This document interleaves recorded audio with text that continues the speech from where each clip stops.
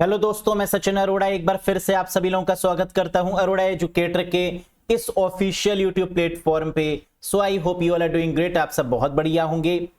आज का सेशन फिर से रहने वाला है IBPS RRB PO clerk computer के बेस्ट 40 क्वेश्चंस को लेकर, और आज है इस सेशन का डे 3। जैसे कि मैंने आपसे वादा किया है कि इस सीरीज में 12 डेज 12 टेस्ट हम आपको करवाएंगे, और ये सारे के सारे टेस्ट वैसे ही होंगे जो एग्जाम में क्वेश्चन पूछे जाते हैं, उसी लेवल के क्वेश्चंस यहां पर होंगे। और ये आप ऑब्जर्व भी कर चुके होंगे क्योंकि डे 1 डे 2 दो दिन हम लोगों ने लगातार टेस्ट किए, 40 क्वेश्चंस पर डिस्कशन किया और बेहतर स्कोर किया आपने। नो डाउट कुछ चीजें आपने नई सीखी होंगी, ये तो आप हर एक सेशन में होता है। कुछ पुरानी चीजें जो आप सीखते आ रहे हैं आपने गलत करी होंगी, जो आपको आती भी थी।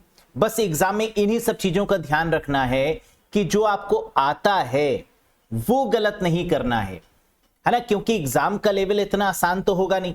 मेंस के लेवल की बात करें कंप्यूटर में, कंप्यूटर या फिर जीए में, जीए तो भगवान भरोसे ही आप जाते हैं, है ना। जितना भी पढ़ लें कभी कॉन्फिडेंस तो आपको होता नहीं कि जीए में full out of full score करेंगे। आप ये मान के चलते हैं कि जीए में इतना स्कोर कर लें कि पास हो जाएं।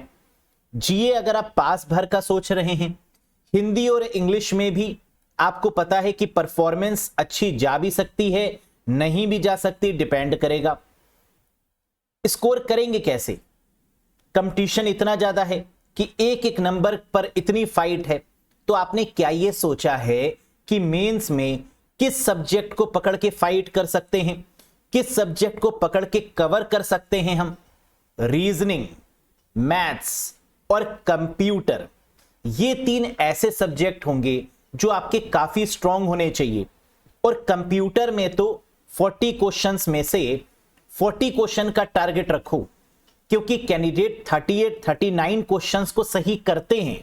तो आपका टारगेट 40 अगर आप मान के चलेंगे तो 35 प्लस तक पहुंच पाएंगे। कुछ 35 करेंगे, कुछ 36, कोई 37, कोई 38। लेकिन 35 प्लस क्वेश्चंस अगर आप सही नहीं कर पा रहे हैं तो कंप्यूटर इतना एडवांटेज नहीं देगा, क्योंकि यही तो एक सब्जेक्ट है जो आपको एक एज दे रहा है। क्योंकि यहां पे जितना भी कठिन पेपर क्यों ना बनाए, देंगे तो सिलेबस के अंदर ही, और वो सिलेबस भी लिमिटेड है। तो अगर कंप्यूटर पर अगर आप ज्यादा फोकस करते हैं और इसको बढ़िया से तैयार कर लेते हैं और ये प्रॉमिस करते हैं, ये वादा करते हैं अपने आप से कि कंप्यूटर में हम 35 प्लस सही करेंगे ही करेंगे, चाहे कुछ भी हो जाए, तो मेंस आपका है। क्योंकि कहीं से तो नंबर चुराने होंगे ना, और ये एक ऐसा सब्जेक्ट है जो मैं खुद कह रहा हूं कि इसमें आप पूरा स्कोर कर सकते हैं। तो एज ए टीचर होकर अगर मैं कह रहा हूं कि पूरा स्कोर कर सकते हैं, तो आप इस बात को मानिए कि आप इसमें पूरा स्कोर कर सकते हैं, क्योंकि कैंडिडेट्स करते आए हैं, है ना। ये प्रूफ किया है आप ही लोगों ने, और इस बार भी करेंगे। तो चलिए बिना किसी देरी के एक बार फिर से देखते हैं बेस्ट 40 क्वेश्चंस। टारगेट रखिएगा 40 में से 40 क्वेश्चंस को यहां पर भी सही करने का, क्योंकि यहां अगर सही करेंगे तो ही तो एग्जाम में सही करेंगे। आइए, कॉन्सेप्ट सर कहां से पढ़ें कंप्यूटर में? वीडियोस, पीडीएफ, मॉक टेस्ट, ये सब कहां से दें? कोई सिस्टमैटिक तरीका बता दीजिए कि हम बस पढ़ें कंप्यूटर को, एक बार बार बार रिवाइज करते रहें एग्जाम तक। बस ज्यादा समय भी नहीं देना, डेली 1 घंटा आपको देना है कंप्यूटर को, 45 मिनट्स दे दीजिए कंप्यूटर को, लेकिन डेली दीजिए। क्योंकि जब आप रिवीजन करते रहेंगे ना तो पैनिक नहीं होगा लास्ट में।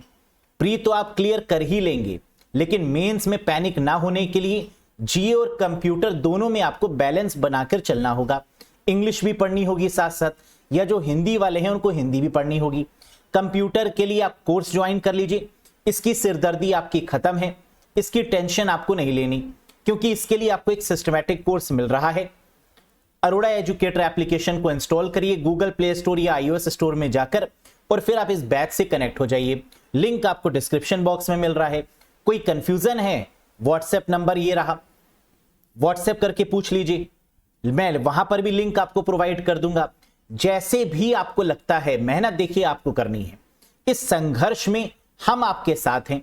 अगर हमारी थोड़ी सी मेहनत से आप कंप्यूटर में फुल आउट ऑफ फुल ले आए और हमसे कह दें कि सर कंप्यूटर में 37-38 क्वेश्चन सही हो पाए और सिलेक्शन हो गया। Thank you very much sir, इतना ही तो चाहिए हमें, और क्या चाहिए? आपका सिलेक्शन ही तो मांग रहा हूं मैं, और क्या मांग रहा हूं? तो बस कंप्यूटर पर पूरा फोकस होकर तैयार कर लो एक बार, क्योंकि बार बार तो प्रिपरेशन करनी नहीं है ना, एक ही बार प्रिपरेशन करनी है, वो भी अच्छे से। और मैं जानता हूं कि आप लोग किस मेहनत से गुजर रहे हैं, कितने टफ सिचुएशन से गुजर रहे हैं। पढ़ना इतना आसान नहीं होता, लेकिन फिर भी आप 8-8 घंटे 10-10 घंटे का शेड्यूल बना के पढ़ते हैं, तो हेड्स ऑफ है आप लोग को।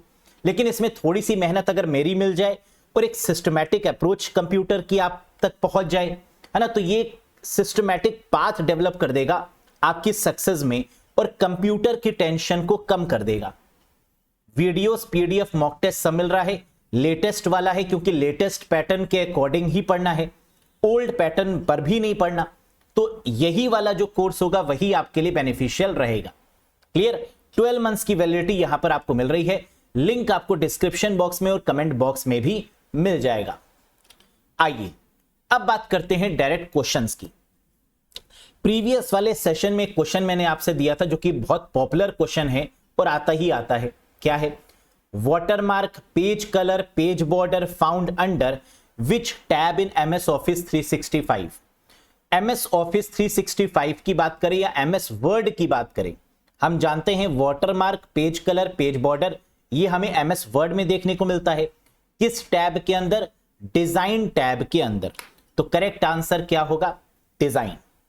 अगर आप इसको देखना चाहते हैं तो एमएस वर्ड ओपन करिए, डिजाइन टैब पर क्लिक करिए। जैसे ही डिजाइन टैब पर क्लिक करेंगे आपको watermark, page colour, page border, जिसके नीचे लिखा रहेगा पेज बैकग्राउंड, इस ऑप्शन में आपको ये तीनों मिल जाएंगे। तो आंसर क्या होगा? Design tab, this one. Clear? समझ में आया? पिक्चर्स की मदद से ज्यादा एग्जाम में याद रहता है। पिक्चर्स हम इसीलिए इंक्लूड करते हैं ताकि पिक्चर्स हमेशा याद रहती हैं। तो अगर एग्जाम में आपको कहीं भी जरा सा भी कंफ्यूजन होगा तो आपको ये याद आ जाएगा कि हाँ, सचिन सर ने ये बताया था डिजाइन टैब, और ये पिक्चर भी दिखाई थी watermark, page colour, page border की। तो इसलिए पिक्चर्स का होना काफी इंपॉर्टेंट रोल प्ले करेगा आपके एग्जाम्स में।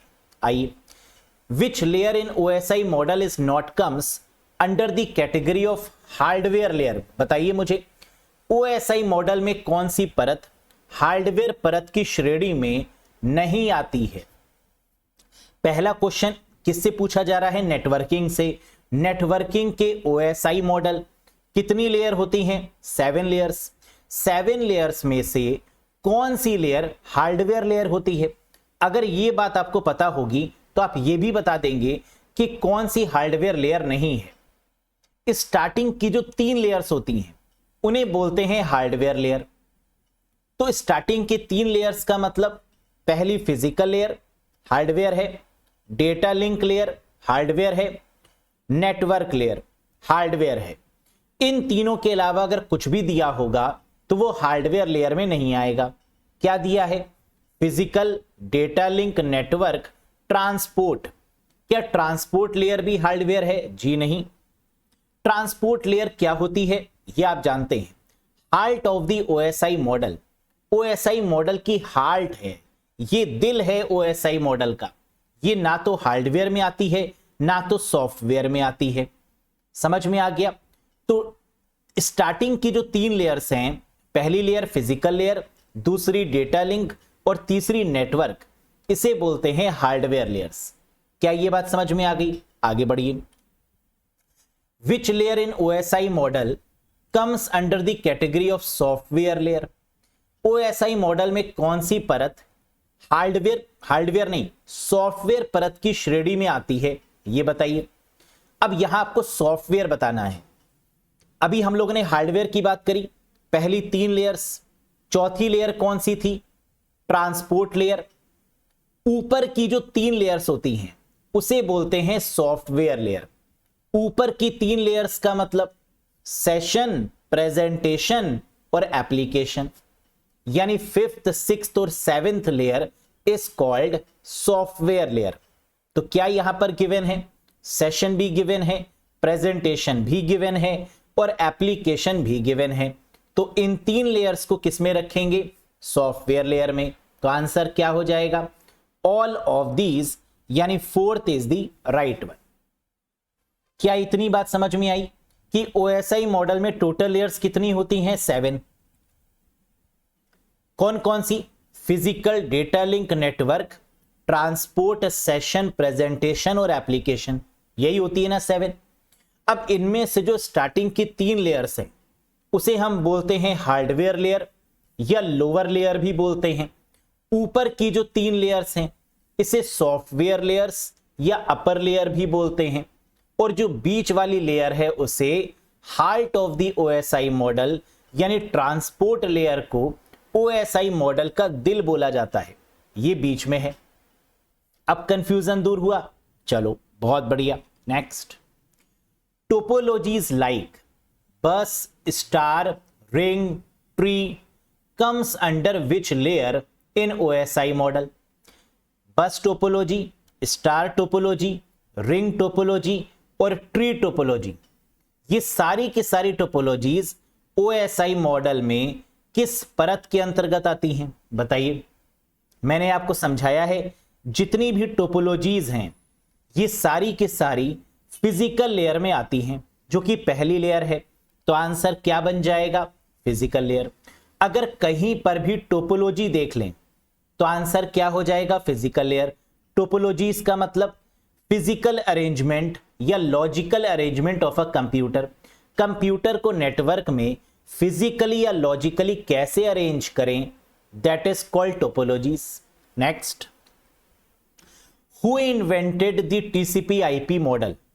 TCP/IP मॉडल का आविष्कार किसने किया?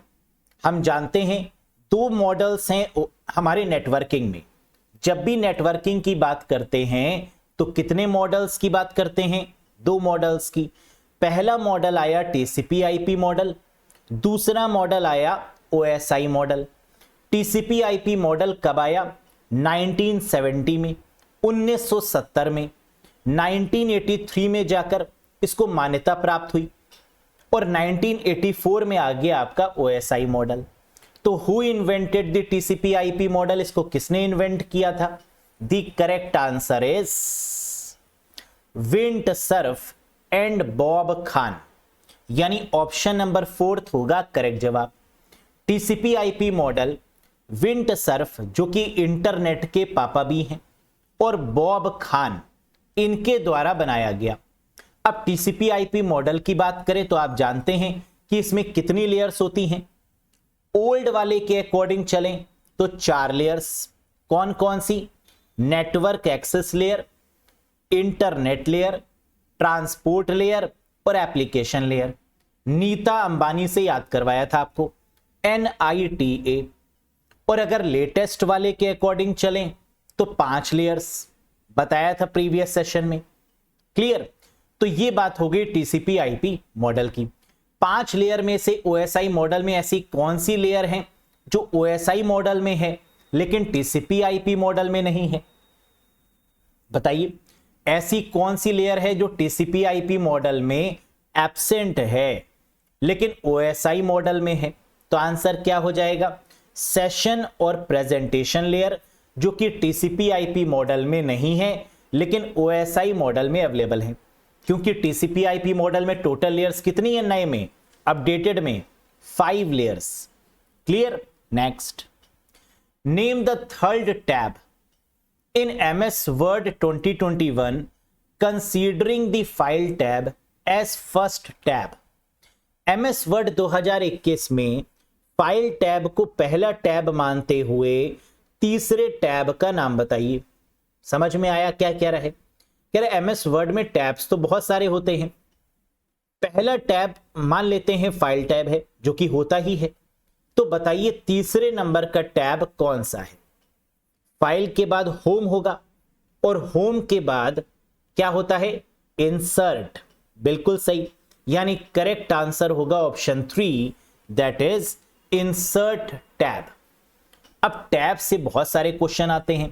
पहला टैब बताइए, आखिरी वाला टैब बताइए, दूसरे नंबर का टैब बताइए, तीसरे नंबर का टैब बताइए, चौथे नंबर का टैब बताइए, टोटल कितने टैब होते हैं ये बताइए, है ना। ऐसे बहुत सारे क्वेश्चन बनते हैं। बाय डिफॉल्ट कौन सा टैब है ये बताइए। तो टोटल टैब हैं 11। बाय डिफॉल्ट कौन सा होता है, होम। जब भी हम ओपन करते हैं तो कौन सा टिक होता है बाय डिफॉल्ट, होम वाला टैब। सेव एज वाले ऑप्शंस किस में आते हैं, फाइल टैब में, जहां हम फाइल को सेव कर सकते हैं, सेव एज कर सकते हैं। इसका सीक्वेंस याद कर लीजिए, file, home, insert, draw, design, layout, reference, mailing, review, view और हेल्प। तो ये वाले जो सीक्वेंस है इसको याद करके रखिए और इसके अकॉर्डिंग आंसर लगा दीजिएगा। सेकंड लास्ट पूछें व्यू टैब, लास्ट पूछें हेल्प टैब, पहला पूछें फाइल टैब, डिफॉल्ट पूछें होम टैब, तीसरे नंबर का पूछें इंसर्ट टैब। क्लियर, कोई डाउट नहीं, आगे बढ़िए। अब यहां पर हमने आपको दिखा भी दिया है पिक्चर्स के अलावा, पिक्चर्स के बिल्कुल साथ हमने दिखाया कि जैसे ही आप एमएस वर्ड ओपन करेंगे क्या शो होगा, डॉक्यूमेंट 1 के नाम से बाय डिफॉल्ट फाइल आपकी शो हो जाएगी। तो बाय डिफॉल्ट फाइल का नाम क्या होता है एमएस वर्ड में, डॉक्यूमेंट 1। और इस तरीके से टैब आपको दिख रहे हैं और यहां पर ये हमने लिस्ट भी लगाती है, टोटल कितने tabs, 11 tab. Next, which tab in MS PowerPoint 2021 include options like rehearse timing, record और use presenter view.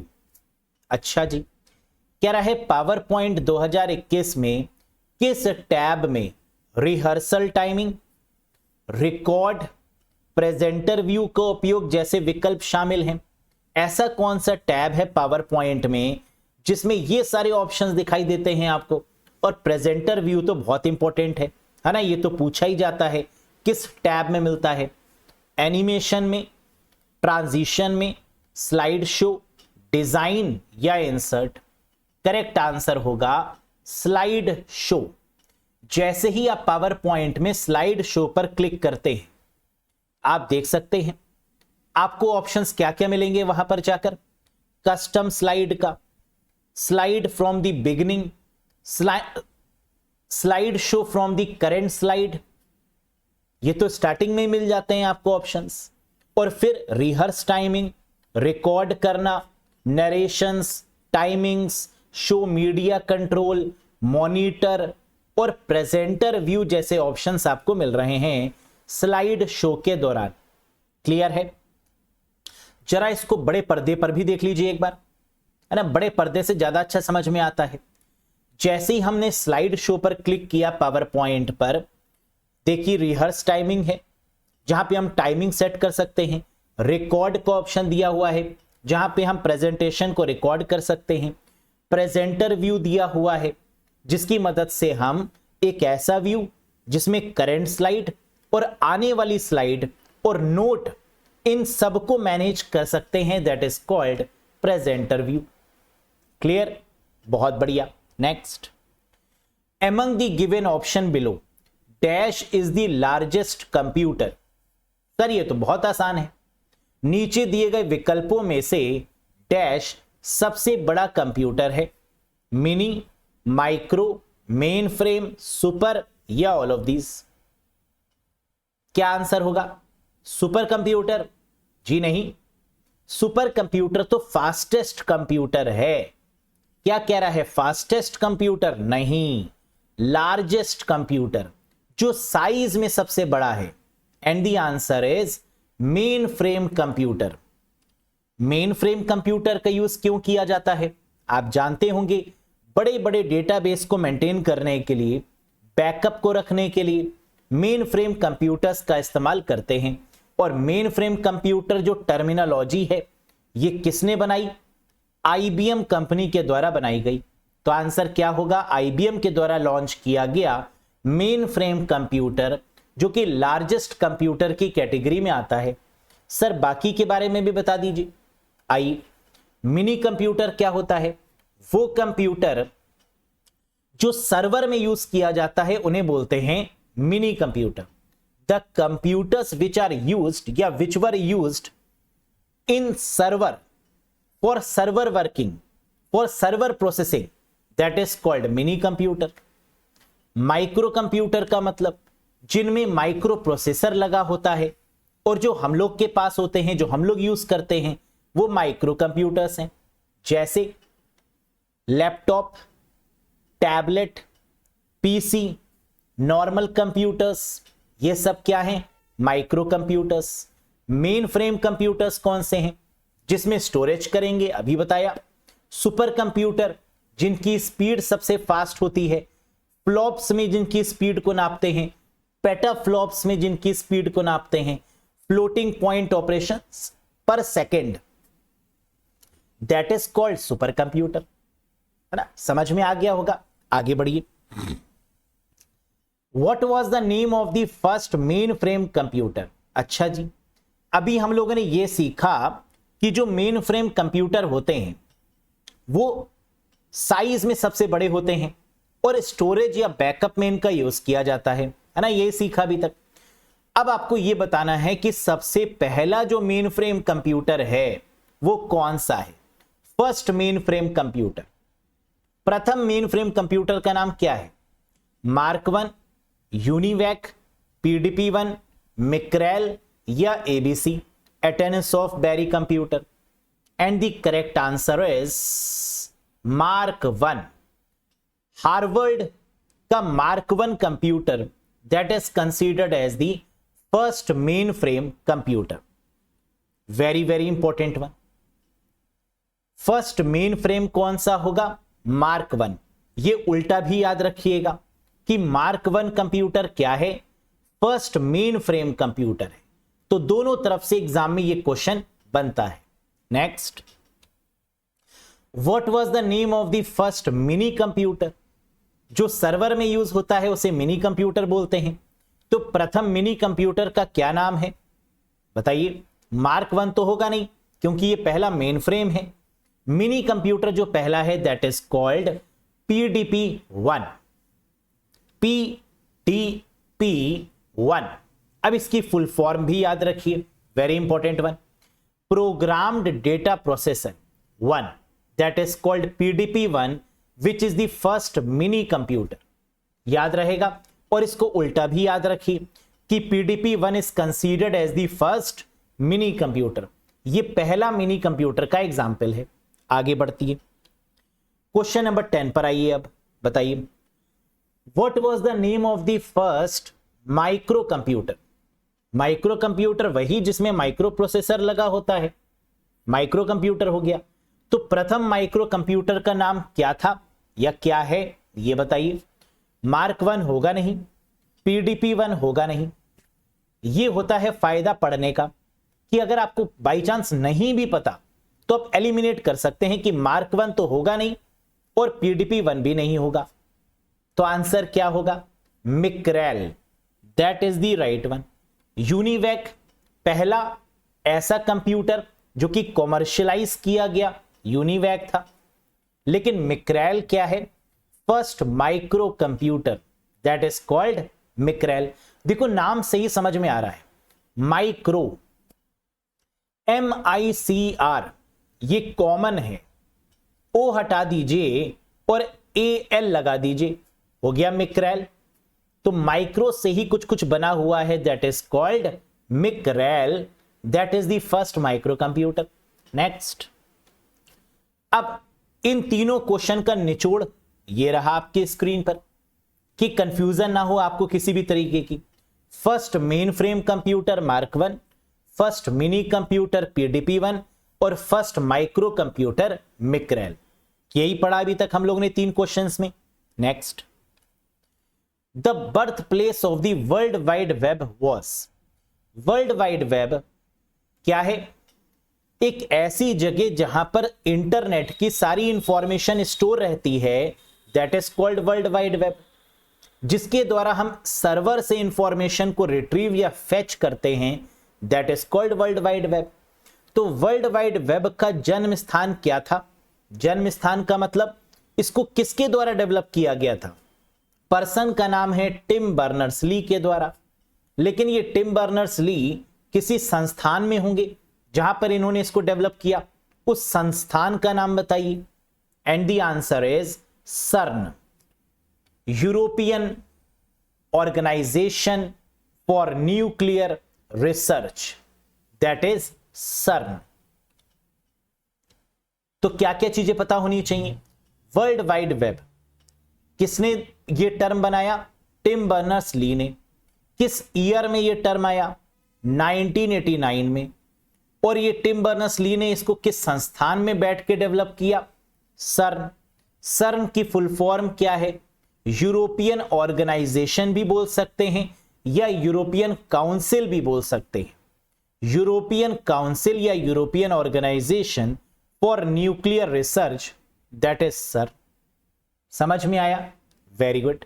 Next, when was DigiLocker launch which is playing a milestone in e governance. DigiLocker पर एक question आता ही आता है। DigiLocker क्या है आप जानते होंगे, आपने जीए में पढ़ रखा होगा कि जहां पर हम ऑनलाइन चीजों को स्टोर कर सकते हैं, ऑनलाइन रिकॉर्ड्स को ऑफिशियल तौर पे मेंटेन कर सकते हैं, that particular application is called DigiLocker, जो कि गवर्नमेंट द्वारा बनाई गई एप्लीकेशन है। डिजीलॉकर कब लॉन्च किया गया जो ई गवर्नेंस में मील का पत्थर साबित हुआ? द आंसर इज 2015 में, यानी 1 जुलाई 2015 is considered as the right answer. अच्छा, यहां से और क्या क्वेश्चन बन सकता है? ये जो डिजीलॉकर है इसके फाउंडर कौन है? ये कंप्यूटर और जीए दोनों का क्वेश्चन बनेगा। तो डिजीलॉकर के जो फाउंडर हैं वो कौन है? अमित रंजन। इन्होंने डेवलप किया और इसकी टैगलाइन क्या है? Your documents any time anywhere. आपके डॉक्यूमेंट आप उसको कभी भी, एनी टाइम, कहीं से भी, एनीवेयर एक्सेस कर सकते हैं, that is called DigiLocker. Next, which of the printer used in conjunction with computer uses dry ink powder. Computer के साथ संयोजन में उपयोग किए जाने वाला कौन सा प्रिंटर सूखी स्याही पाउडर को उपयोग करता है? वेट नहीं, ड्राई इंक पाउडर की बात हो रही है। ड्राई इंक पाउडर का मतलब क्या होता है? टोनर। और टोनर का इस्तेमाल किस में किया जाता है? लेजर प्रिंटर में। पाउडर का इस्तेमाल किस में किया जाता है? लेजर प्रिंटर में। तो आंसर क्या हो जाएगा? Laser printer. लेजर प्रिंटर की स्पीड किस में नापी जाती है? पीपीएम, पेजेस पर मिनट में। लेजर प्रिंटर को किस कंपनी के द्वारा डेवलप किया गया या किस रिसर्च सेंटर के द्वारा डेवलप किया गया? तो आंसर होगा जीरोक्स के द्वारा। जीरोक्स पैलो एल्टो रिसर्च सेंटर है ना, जिसे हम जीरोक्स पारसी के नाम से भी जानते हैं, उसने डेवलप किया क्या? Laser printer. यह बात भी पता होनी चाहिए। लेजर प्रिंटर किस तरीके का प्रिंटर है? Non impact printer. प्रिंटर कितने तरीके के होते हैं? 2 तरीके के, इंपैक्ट और नॉन इंपैक्ट। तो ये नॉन इंपैक्ट प्रिंटर का ही एक टाइप है। Next, a dash is the word और keyword phrase used with in a post on social media. Social media से भी क्वेश्चन कोई ना कोई बनता है, चाहे वो व्हाट्सएप हो, इंस्टाग्राम हो, ट्विटर यानी एक्स हो, लिंक्डइन हो, है ना, जो कि प्रोफेशनल सोशल नेटवर्किंग वेबसाइट है। तो इनसे भी क्वेश्चन एग्जाम में बनता है। बताइए, डैश एक शब्द या कीवर्ड वाक्यांश है जिसका उपयोग सोशल मीडिया पर किसी पोस्ट में किया जाता है। हम जानते हैं दैट इज हैशटैग। ट्विटर में अक्सर यूज करते हैं, है ना, यूट्यूब पर भी यूज करते हैं, हर जगह आजकल यूज करने लगे हैं किसका? हैशटैग का, जो एज ए कीवर्ड फ्रेज के रूप में काम करता है। तो करेक्ट आंसर क्या होगा? Option number 4, that is hashtag. Hashtag काफी इंपॉर्टेंट है ना, क्योंकि हर एक प्लेटफॉर्म में इसका यूज होने लगा और ये एक ऐसा कीवर्ड फ्रेम कर देता है जो पॉपुलर हो जाता है ना, जिसके द्वारा एक्स यानी ट्विटर पर भी चीजें ट्रेंड कर जाती हैं। हैशटैग। यहां से एक क्वेश्चन और बनता है, क्या? देख लेते हैं। Dash is the inventor of the hashtag as it is currently used on social media platforms. Dash hashtag का आविष्कारक हैं क्योंकि यह वर्तमान में सोशल मीडिया प्लेटफॉर्म पर उपयोग किया जाता है। तो इसका कॉन्सेप्ट किसने लॉन्च किया? रे टॉमलिंसन हो नहीं सकते क्योंकि ये ईमेल के पापा हैं। क्रिस मैसीना, कहा नहीं जा सकता, आपने नाम सुना ही नहीं है। टिम बर्नर्स-ली, ये www HTTP के फाउंडर हैं, HTML के भी फाउंडर हैं टिम बर्नर्स-ली, ये भी नहीं होगा। जेम्स गॉसलिंग, ये जावा प्रोग्रामिंग के फाउंडर हैं, है ना, मर जावा लुट जावा जावा जावा, तो जावा के जो फाउंडर हैं वो कौन है? James Gosling. ब्रेन एक्टॉन, ये तो व्हाट्सएप के पापा हैं। ब्रेन एक्टॉन, इन्होंने व्हाट्सएप डेवलप किया है ना, को फाउंडर भी बोल सकते हैं। बचा क्या? क्रिस मैसीना, यही हो गए आपके सोशल मीडिया के यानी हैशटैग डेवलप करने वाले पापा। तो Chris Messina is the right answer. तो कई बार आप आंसर्स को तब दे पाते हैं जब बाकी भी आपको नॉलेज में होता है कि ये इसके हो गए, ये इसके हो गए, ये इसके हो गए, ये इसके हो गए, बचे वो इसके हो गए। समझ में आया? तो Chris Messina hashtag. Next, WhatsApp was founded in dash by Brian Acton and Jan Koum. WhatsApp के पापा कौन हैं? दो लोगों ने मिलकर व्हाट्सएप को बनाया। कब बनाया? 2009 में, 2009। और किसने बनाया? Brian Acton and Jan Koum. तो आंसर क्या हो जाएगा?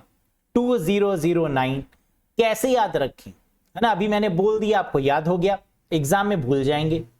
कैसे याद रखें? जब भी आप व्हाट्सएप यूज करते हैं, है ना, आपके जो पेरेंट्स है, जो मदर फादर हैं, वो क्या बोलते हैं? कितनी देर व्हाट्सएप चलाते रहोगे? बंद करो, यानी यूज ना करो। ना का मतलब 9, 9 मतलब 2009। इस तरीके से आप इसको याद रख सकते हैं।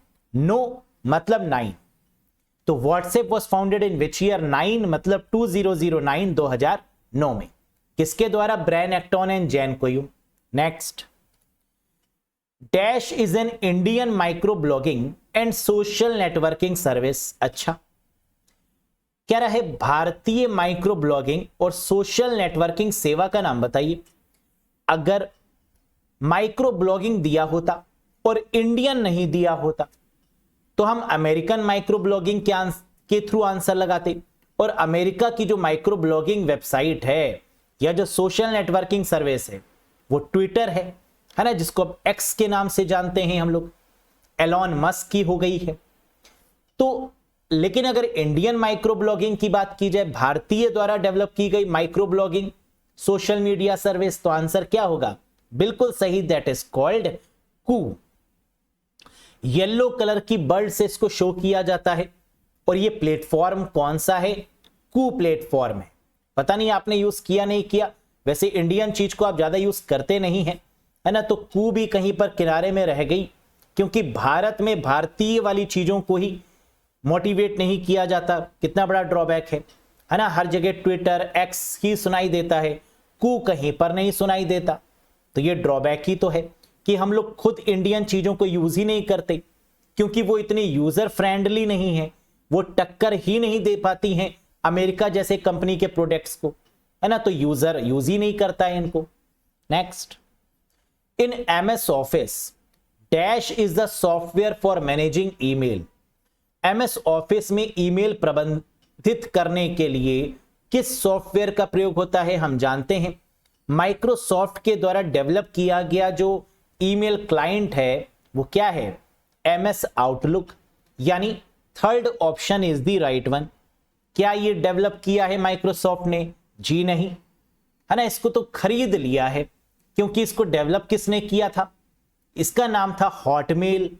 डेवलप किया था सबीर भाटिया के द्वारा और माइक्रोसॉफ्ट ने इसको खरीद लिया। पैसे देकर भाटिया अंकल को पैसे दिए और उनसे ये खरीद लिया और इसका नाम क्या कर दिया? हॉटमेल का नाम, यानी गरम गरम मेल का नाम बदल के क्या कर दिया गया? एमएस आउटलुक कर दिया गया। यही तो कहानी है इसके पीछे। आगे बढ़ते हैं। Email is arranged with respect to. Email की व्यवस्था किसके संबंध में की जाती है? या जो ईमेल हमारे व्यवस्थित होते हैं मेल बॉक्स में, वो कैसे अरेंज होते हैं? डेट और टाइम के अकॉर्डिंग, नेम के अकॉर्डिंग, सब्जेक्ट के अकॉर्डिंग, क्लाइंट और सर्वर के अकॉर्डिंग, या सीसी और बीसीसी के अकॉर्डिंग, या आता है बताएंगे नहीं? बिल्कुल, and the correct answer is date and time के अकॉर्डिंग। जो मेल्स हमें मिलते हैं क्या उसमें डेट और टाइम मेंशन होता है? जी हां, ऑटोमेटिक हमारे सिस्टम के अकॉर्डिंग वो सिंक हो जाता है डेट और टाइम। तो करेक्ट आंसर क्या होगा? Option number 1, that is date and time. देख सकते हैं आप ये मेल कब मिला, है ना, ऐसे आप सर्च भी कर सकते हैं। Next, dash was a boot sector virus which means it is infected the boot sector of the floppy disk. Dash एक बूट सेक्टर वायरस था जिसका अर्थ है कि इसने फ्लॉपी डिस्क के बूट सेक्टर को संक्रमित कर दिया था। बूट सेक्टर वायरस का नाम क्या है? ब्रेन। पहला बूट सेक्टर वायरस क्या है? ब्रेन। पहला वायरस कौन सा है? क्रीपर। पहला एंटीवायरस कौन सा है? रीपर। तो first boot sector virus that is called brain किसने डेवलप किया? पाकिस्तान के द्वारा। पाकिस्तान के किसने डेवलप किया? भाइयों ने। उन भाइयों का नाम क्या है? बसित एंड अमजद फरूक अलवी, इनके द्वारा। कब डेवलप किया गया? 1986 में डेवलप किया गया, है ना। इतनी बातें याद रखिएगा कि पहला वायरस क्रीपर, पहला बूट सेक्टर वायरस ब्रेन, किसके द्वारा डेवलप? पाकिस्तान के द्वारा, बसित एंड अमजद फरूक अलवी के द्वारा 1986 में। Clear? Next, Microsoft Dash is a chatbot developed by Microsoft and launched on February 7, 2023. Very famous question. Microsoft Dash Microsoft द्वारा विकसित एक चैटबॉट है और 7 जनवरी 2023 को लॉन्च किया गया, हम जानते हैं। That is called Copilot, जो कि अक्सर अभी भी न्यूज में बना हुआ है। को पायलट, अगर आप न्यूज पढ़ते हैं आईटी वाली न्यूज, तो डेली बेसिस पर आप इसकी न्यूज देख रहे होंगे। आजकल बहुत चर्चा में है और ये क्वेश्चन आने की पूरी पॉसिबिलिटी है। तो माइक्रोसॉफ्ट का जो चैटबॉट है उसका नाम क्या है? को पायलट। जैसे ओपन एआई कंपनी ने जो चैटबॉट बनाया है ना, उसका नाम क्या है? Chat GPT.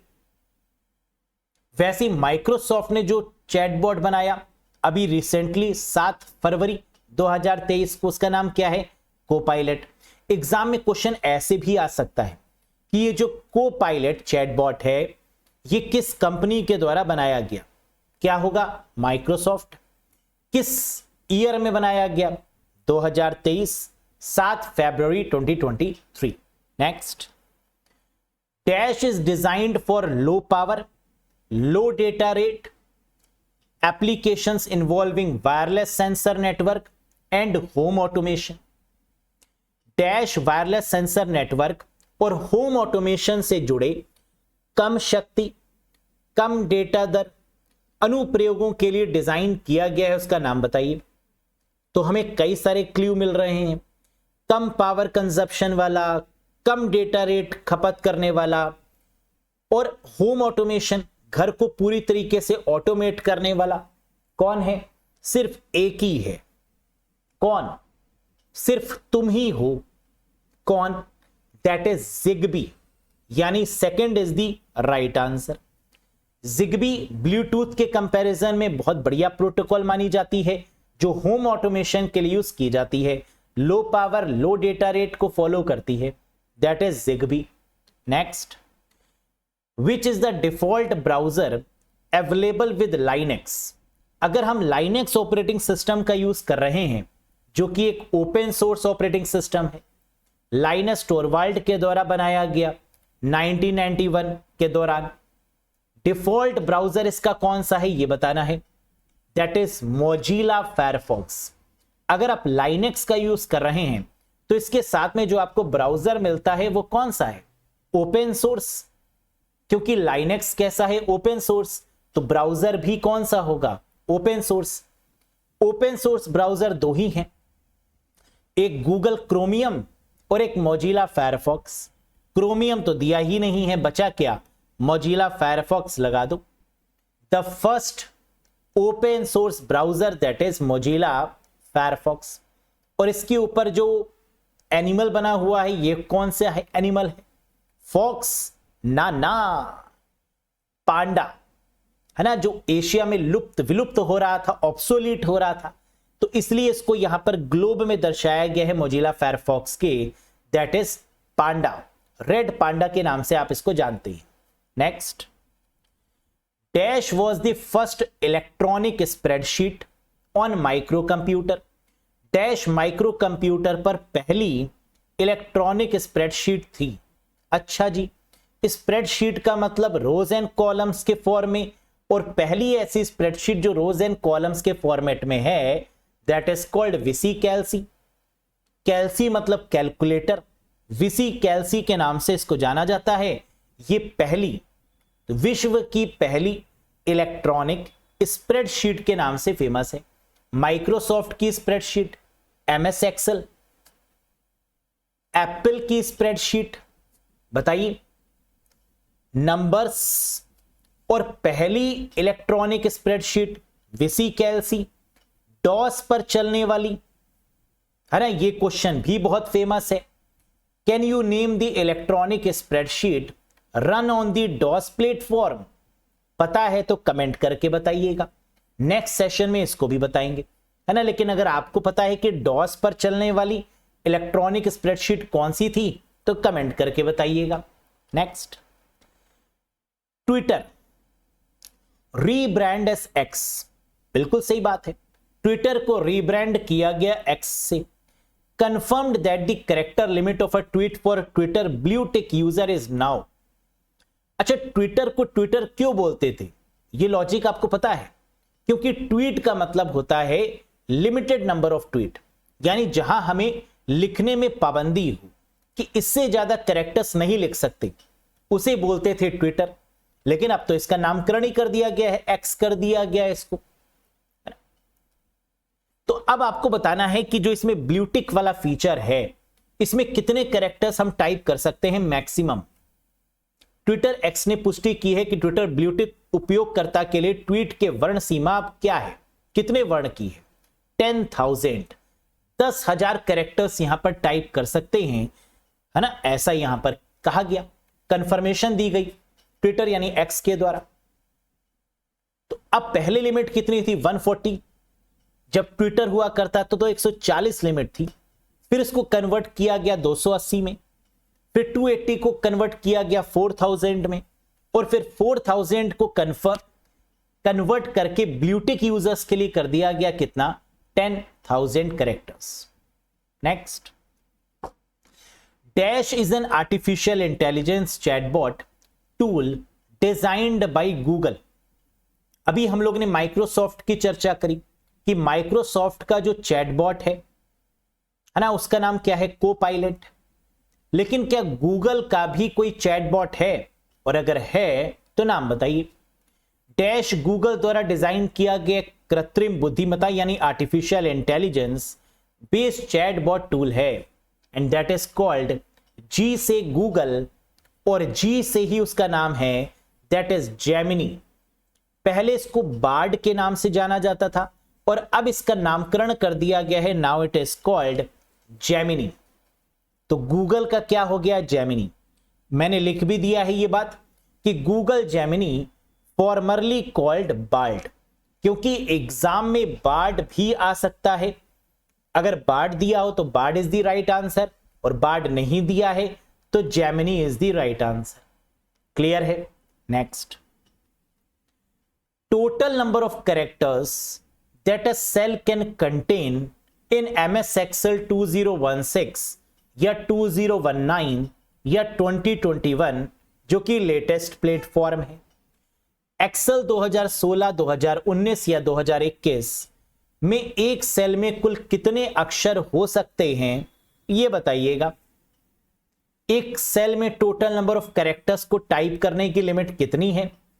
255 characters, 256 characters, 65,536 characters, 32,767 characters या 10,48,576 कैरेक्टर्स।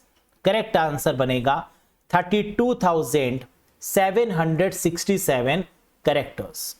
तो एक सेल में मैक्सिमम हम लोग कितने 32,000 समथिंग यानी 32,767 कैरेक्टर्स को ही टाइप कर सकते हैं, इससे ज्यादा नहीं। Next, Windows 10 and 11 belongs to which family of Windows? Windows 10 और 11 विंडोज के किस परिवार से संबंधित है? हम जानते हैं विंडोज 7 की बात करें, विंडोज 8 की बात करें, विंडोज 10 की बात करें या 11 की, ये सब विंडोज एनटी हैं, यानी इनको न्यू टेक्नोलॉजी बोला जाता है, that is called Windows NTFS. NTFS का मतलब new technology file system that support Windows NT nature. तो आंसर क्या हो जाएगा?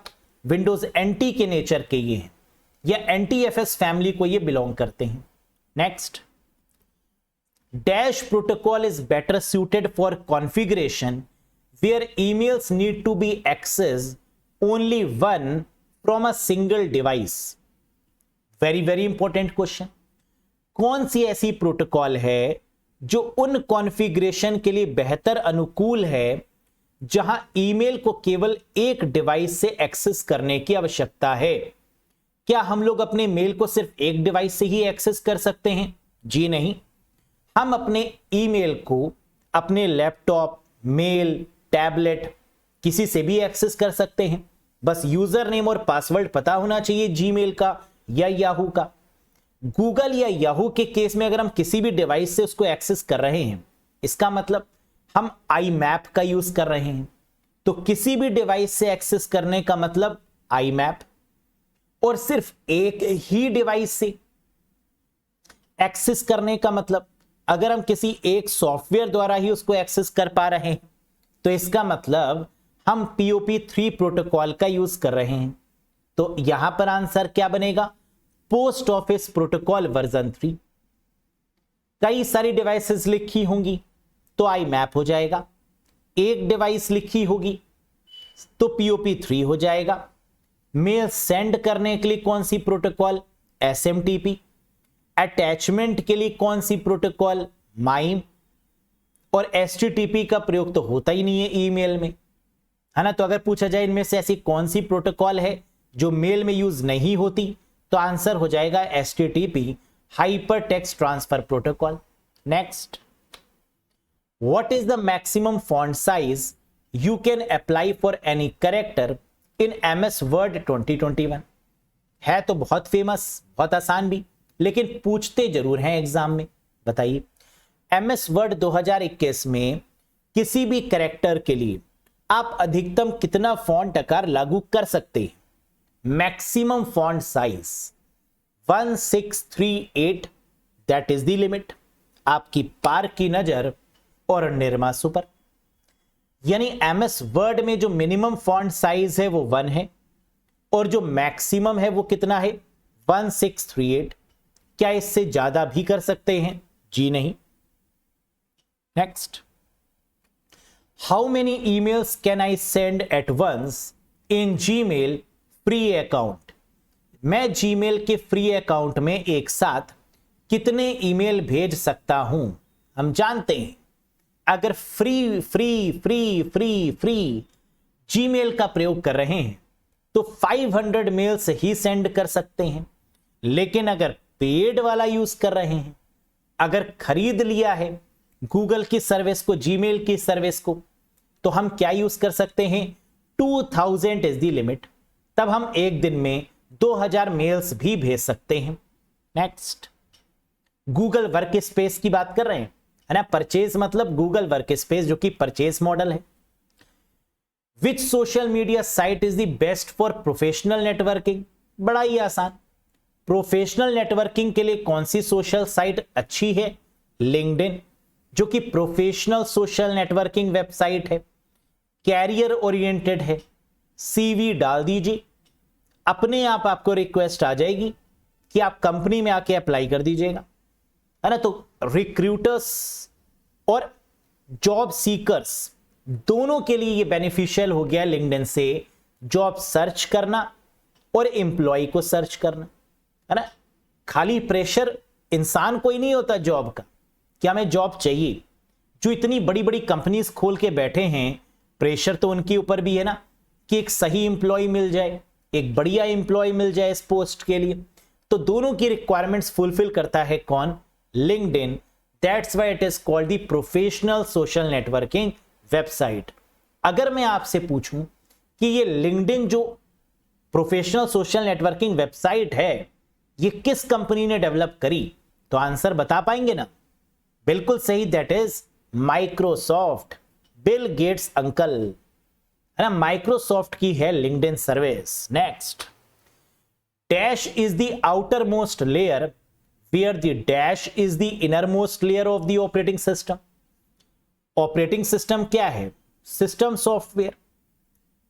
It is what it creates an interface between the user and the application software. Application software और user के बीच में ये इंटरफेस के तरीके से काम करता है, वी नो वेरी वेल। तो आउटर मोस्ट लेयर पर जो काम करेगा वो शेल है और इनर मोस्ट लेयर पर जो काम करेगा वो कर्नल है। इनर मतलब जो अंदर पूरा मैनेजमेंट संभाले, ऑर्डर भी दे, पूरा इंस्ट्रक्शंस भी मैनेज करे, कौन? कर्नल। और आउटर मोस्ट लेयर पर कौन काम करता है? शेल, है ना, याद रखिएगा इसको। बाय डिफॉल्ट विंडोज 10 एंड 11 आएगा ही आएगा, है ना, ये क्वेश्चन तो कंफर्म क्वेश्चन में से एक है। विंडोज 10 और 11 में बाय डिफॉल्ट कितने कैरेक्टर्स फाइल नेम में हो सकते हैं? By default Windows 10 should let you to use up to dash characters in a file name. बताइए, डिफॉल्ट रूप से विंडोज 10 और 11 को आप फाइल नेम में कितने अक्षरों तक का उपयोग करने की परमिशन देते हैं?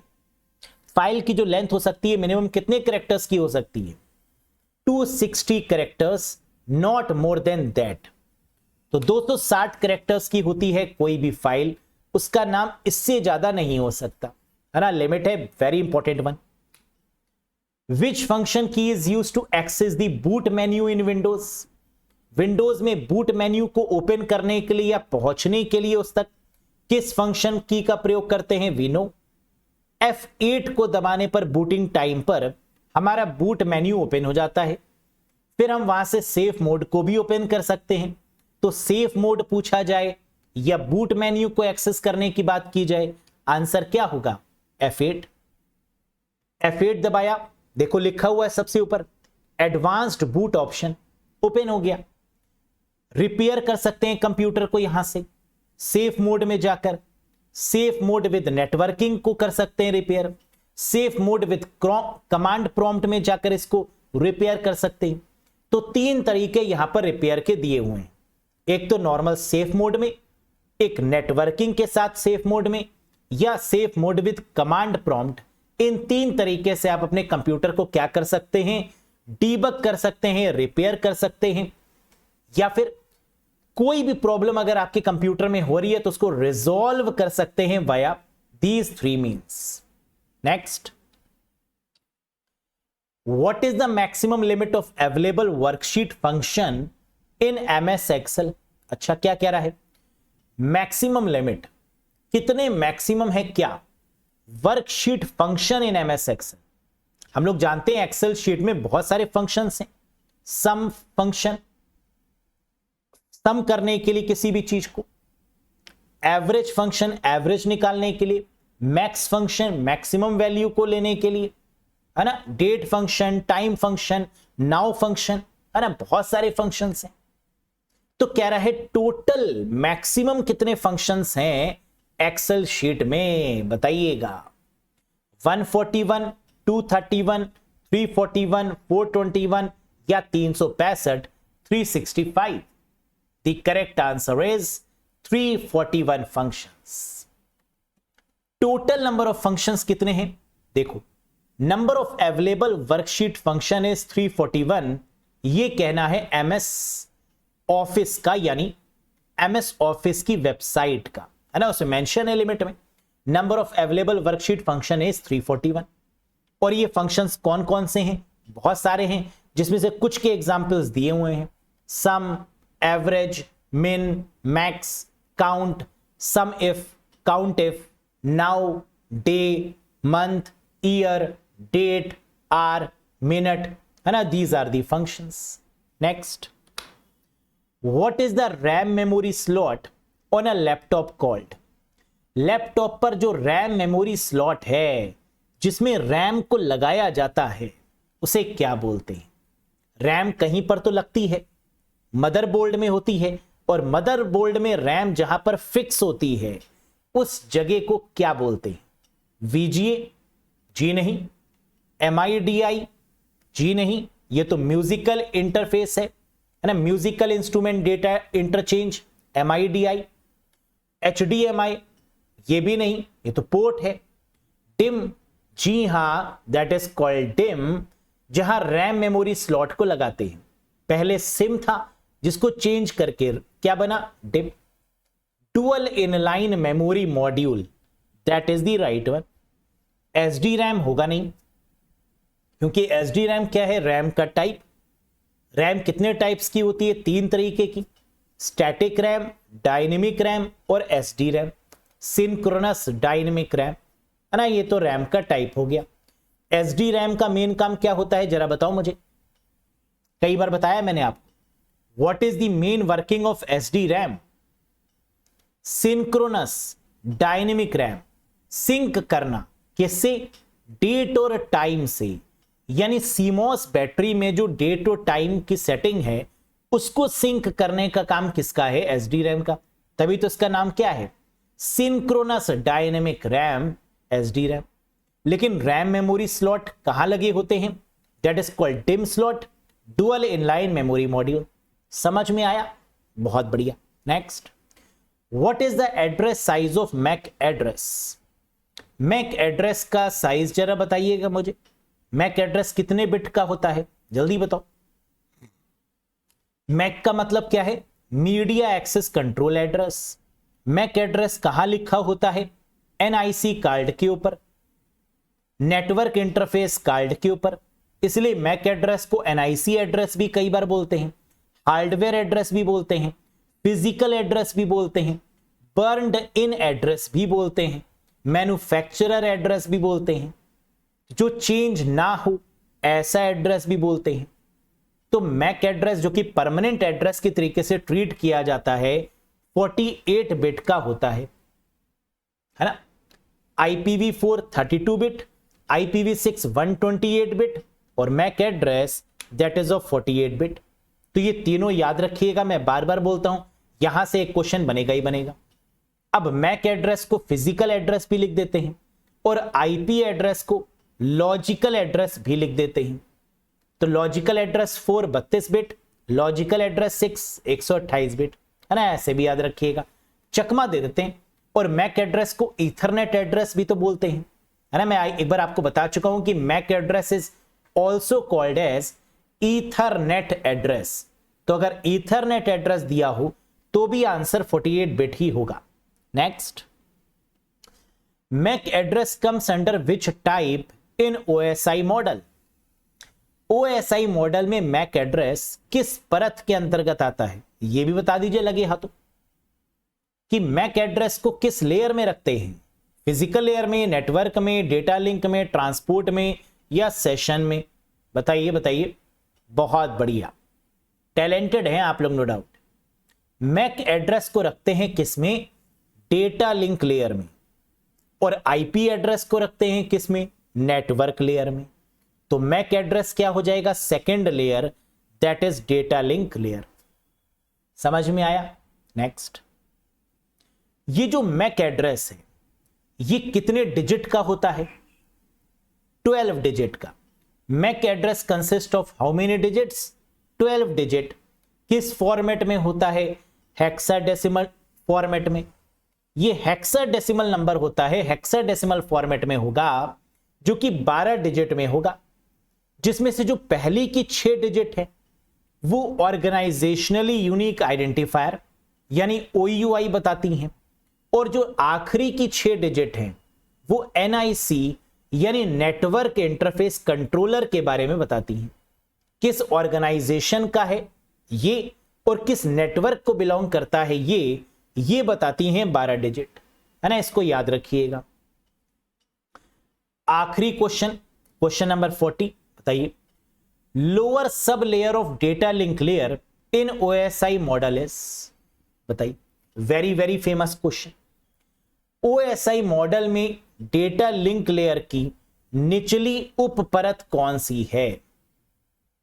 Logical link control, MAC layer, physical layer, network layer या टीसीपी आईपी लेयर, बताइए। डेटा लिंक लेयर हम जानते हैं 2 लेयर्स में डिवाइडेड है। कौन कौन सी? एक ऊपर वाली सब लेयर जिसे एलएलसी बोलते हैं, लॉजिकल लिंक कंट्रोल, और एक नीचे वाली सब लेयर जिसे मैक लेयर के नाम से जाना जाता है, यानी मैक लेयर। पूछ क्या रहा है? लोअर सब लेयर यानी नीचे वाली सब लेयर कौन सी है? मैक लेयर, यानी second is the right answer. अगर पूछ रहा होता upper sub layer of data link layer, data link layer की ऊपर वाली सब लेयर कौन सी है, तो आंसर क्या हो जाता? LLC, logical link control. लेकिन पूछा क्या कि डेटा लिंक लेयर की नीचे वाली लेयर कौन सी है, तो MAC layer is the right one. जरा इसको बड़े पर्दे में भी समझो। यह रहा बड़ा पर्दा। अब अगर बड़े पर्दे की बात करें तो मैंने यहां क्या लिखा हुआ है? डेटा लिंक लेयर की जो ऊपर वाली लेयर है that is LLC, logical link establish करने का काम, LLC logical link control sub layer, और नीचे वाली सब लेयर जिसका काम मैक एड्रेस को मेंटेन करना होता है, जिसे medium access control sublayer या मीडिया एक्सेस कंट्रोल लेयर के नाम से भी जानते हैं। समझ में आ गया? सब कुछ समझ में आया? तो 40 में से कितना स्कोर किया ये कौन बताएगा? पड़ोसी बताओ फटाफट। कैसा रहा ये सेशन? क्या कॉन्फिडेंस बूस्ट अप हो रहा है? मुझे बताइएगा।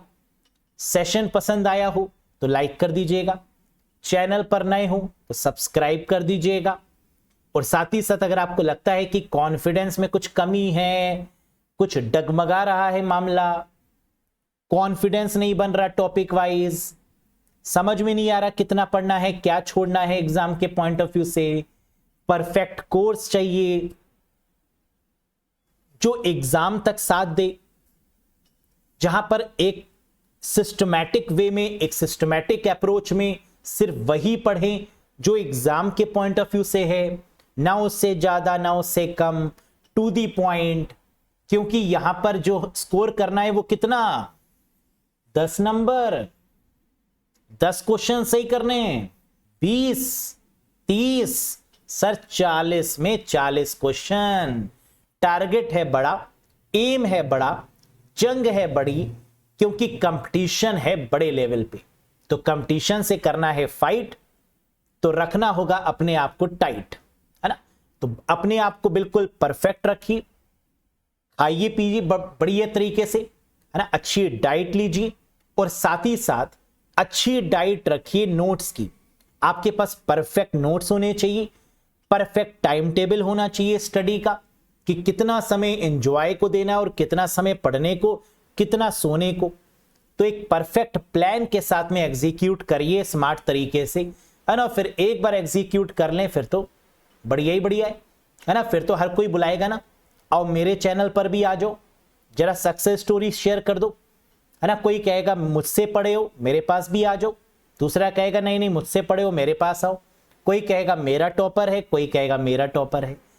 बस एक बार जंग लड़ो, है ना, फिर तो बल्ले ही बल्ले है हर जगह, है ना। गवर्नमेंट भी देगी, इंस्टीट्यूट भी देंगे, पैसा ही पैसा, मजे ही मजे। सही। तो बाकी अगर कोर्स से ज्वाइन करना है तो बिल्कुल कर सकते हैं। अरोड़ा एजुकेटर एप्लीकेशन को इंस्टॉल करिएगा, ज्वाइन कर लीजिएगा। कोई कंफ्यूजन है, कोई डाउट है इस कोर्स के रिगार्डिंग, दिए गए नंबर पे व्हाट्सएप भी कर सकते हैं।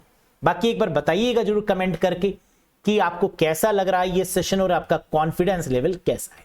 बहुत जल्द मिलेंगे एक नए सेशन में कुछ नए क्वेश्चंस के साथ। Till then bye bye and take care.